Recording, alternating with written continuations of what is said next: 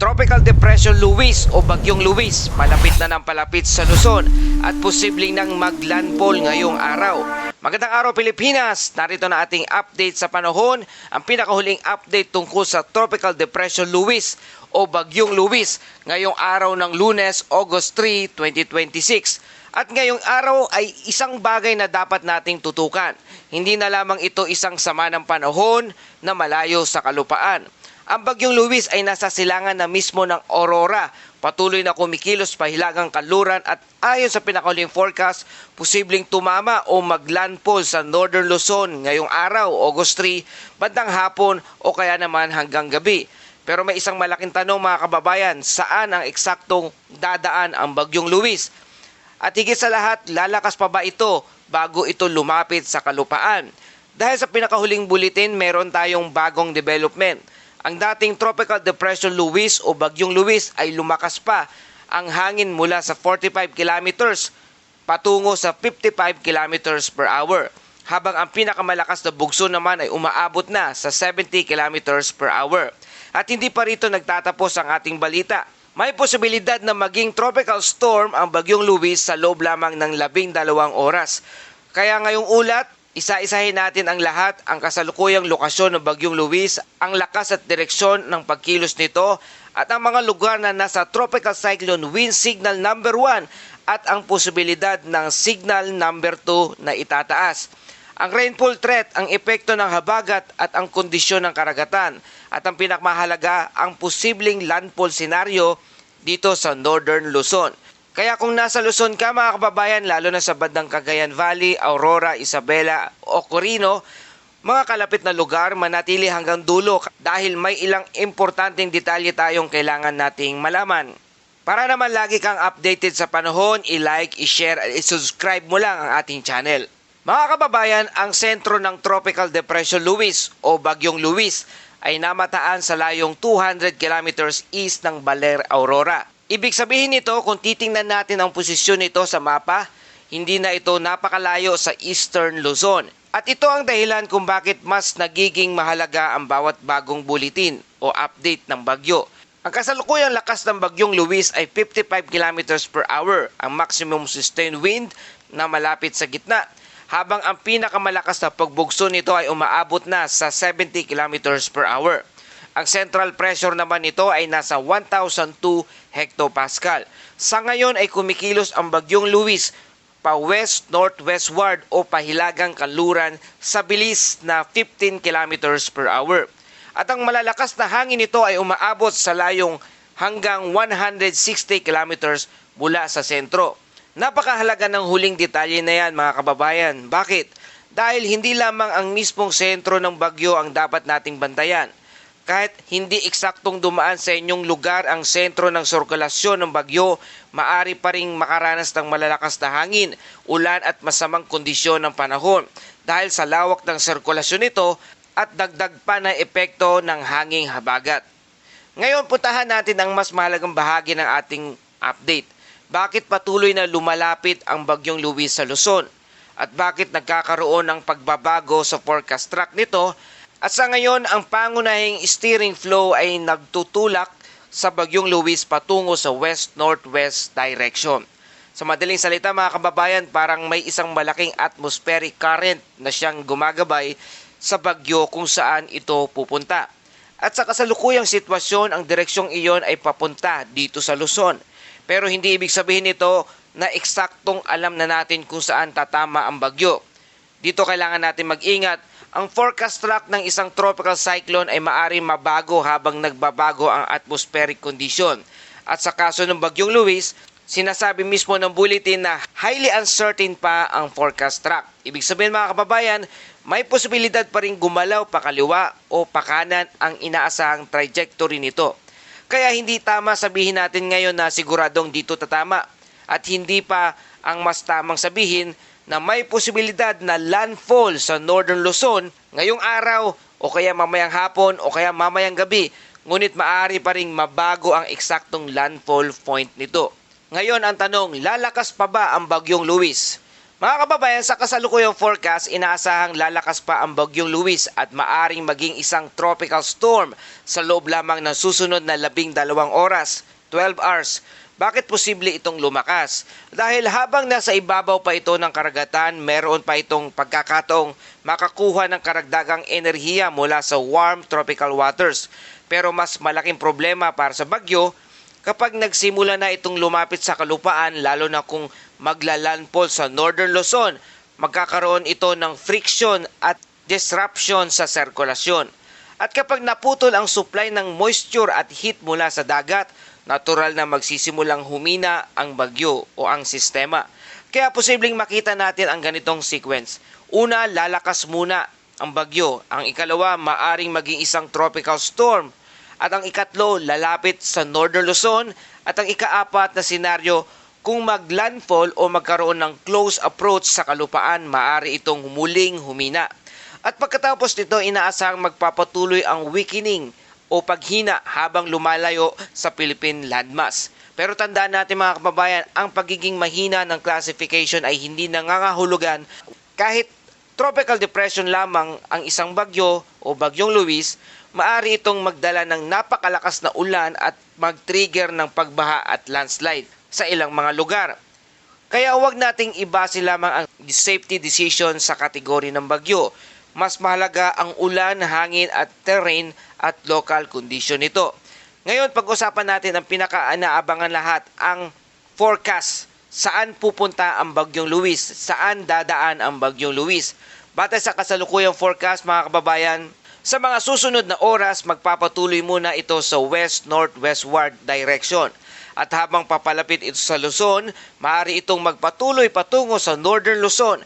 Ayon sa kasalukuyang outlook, posibleng maglandfall ang bagyong Luis sa Northern Luzon ngayong araw, August 3, mamayang hapon o kaya naman mamayang gabi. Pero muli kong bibigyan diin, hindi pa final ang eksaktong landfall location nito. Maaring magbago ito sa mga susunod na bulletin at ito ang dahilan kung bakit hindi dapat nakatuon lamang ang ating atensyon sa isang probinsya. Kung ikaw ay nasa Northern Luzon at malapit sa forecast track, kailangan mong maging handa. Pagkatapos ng posibleng landfall o close approach ng bagyo, inaasahang unti-unting liliko ang bagyong Luis patungo naman sa northeast at pagkatapos ay east to northeastward habang lumalayo sa Philippine landmass sa kalupaan ng ating bansa. Sa puntong ito mga kababayan, inaasahan na ring hihina ang sirkulasyon ng bagyo at ayon sa forecast, maaring bumaba ito muli sa tropical depression category bago tuloy ang maging isang remnant low bandang Miyerkules, August 5. Ngunit may isa pang interesting development mga kababayan. Ayon sa datos na ibinigay, posibleng mag-assimilate ang remnant ng bagyong Luis sa sirkulasyon ng mas malaking tropical cyclone Dolphin. Anong ibig sabihin nito mga kababayan? Ibig sabihin maaring hindi na bilang isang independent tropical cyclone magpapatuloy ang sirkulasyon ng bagyong Luis. Ngayon, puntahan natin ang mga lugar na kailangan maging mas alerto. Ang mga lugar na kasalukuyang nasa tropical cyclone wind signal number 1 ang nakataas sa ilang bahagi ng Luzon. Ngayon, kabilang dito, signal number 1 sa southern portion ng Cagayan, partikular ang Enrile, Tuguegarao City, Piña Blanca, kasama rin ang buong Isabela. Nasa signal number 1 din ang Quirino, kasama ang northern portion ng Aurora, kabilang ang Dinalungan, Kasiguran, Dilasalag, Dilasag, Dipaculao at Baler. Nasa signal number 1 din ang Pulilo Island at ang northern portion ng Camarines Norte, kabilang ang Dait, Talisay, Paracalye, Jose Panganiban, Kapalonga at Benzon. Ano ang ibig sabihin ng signal number 1? Ang inaasahang wind range ay nasa 39 hanggang 61 kilometers per hour. Sa pangkalahatan, minimal to minor threat na maaring maidulot nito sa buhay at ari-arian. Pero tandaan mga kababayan, hindi ibig sabihin na ligtas ng walang paghahanda. Lalo na sa coastal areas, upland areas at mga lugar na exposed sa prevailing winds. Dahil maaring bahagyang mas malakas ang actual wind sa ilang exposed location. Ngayon, ang tanong, posible bang tumaas sa signal number 2? So ito ang Ito ang ating dapat bantayan. Ayon sa bulletin, hindi inaalis ang posibilidad na maitaas ang wind signal number 2 sa ilang mga lugar. Kaya hindi dapat isipin na permanenteng signal number 1 lamang ito. Habang lumalapit ang bagyong Luis at kung patuloy itong lalakas, maaring magbago ang wind signal configuration. At tandaan, ang signal ay hindi lamang tungkol sa eksaktong lokasyon ng eye o sentro ng bagyo. Inaasahang isinasaalang-alang dito ang projected wind at ang lawak ng tropical cyclone. Kaya maaaring magkaroon ng signal sa isang lugar kahit hindi naman doon direktang dadaan ang sentro ng bagyo. Ngayon, para naman sa heavy rainfall outlook, hindi hangin lamang ang panganib ng bagyong Luis.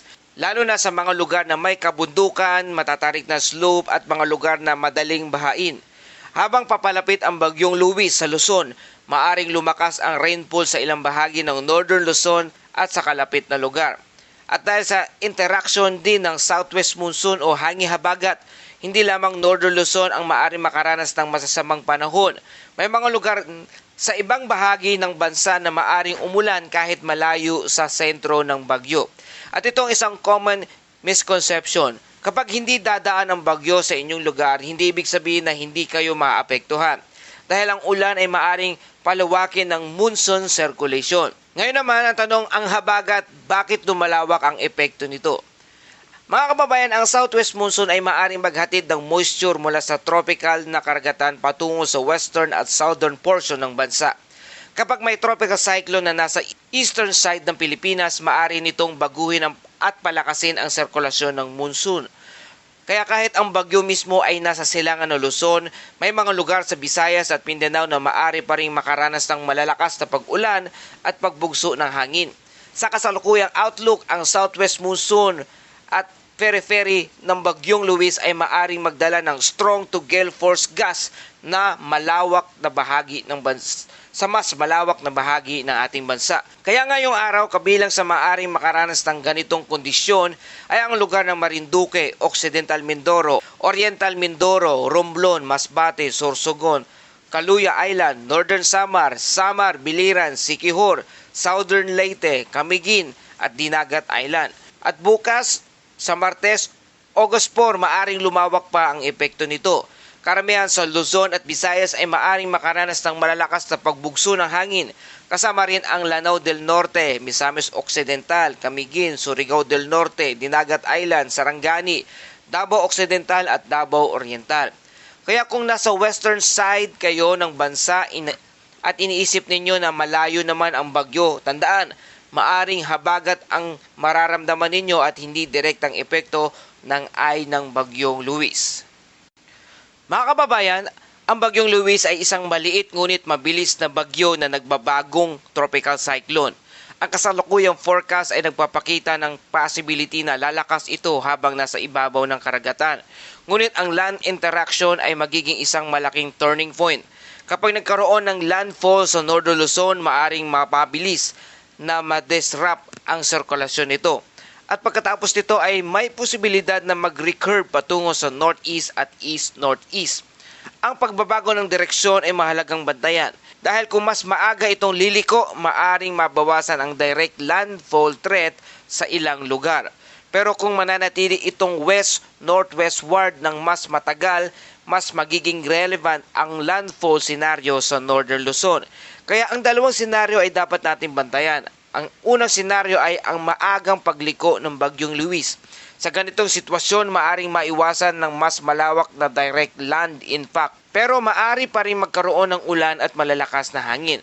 Ang ikalawang senaryo ay magpapatuloy ito ng mas matagal patungong northwest. Sa ganitong sitwasyon, mas tumataas ang posibilidad ng close approach o landfall sa Northern Luzon. At kapag nangyari iyon, magiging mas seryoso ang threat mula sa hangin, ulan at coastal hazard. At para sa ating Bible verse of the day mula sa Awit 46 verse 1, ang Diyos ang ating kanlungan at kalakasan na handang tumulong sa oras ng kagibitan. Mga kababayan, napakaganda ng mensaheng ito lalo na sa panahon ng bagyo. Hindi natin kontrolado ang direksyon ng hangin, hindi natin kontrolado kung gaano kalakas ang ulan, at hindi natin kontrolado kung saan eksaktong liliko ang isang tropical cyclone o bagyong Luis. Pero may bagay tayong kaya nating kontrolin. ang ating paghahanda, ang ating pag-iingat, at ang ating pagtutulungan, at ang ating pananampalataya. Kapag may bagyo, hindi ibig sabihin na wala na tayong magagawa. Sa halip, ito ang panahon na para maging mas alerto, mas maingat at mas mapagmahal sa ating pamilya at kapwa. At yan po ating update sa panahon ngayong araw na ito. Kung nakatulong sa inyo ang balitang ito, please like, share, and subscribe. Salamat sa iyong suporta. Ito ang Pilipinas Weather ngayon na lagi nagpapaalala, maghanda, magligtas, pag-alerto, ingat tayong lahat.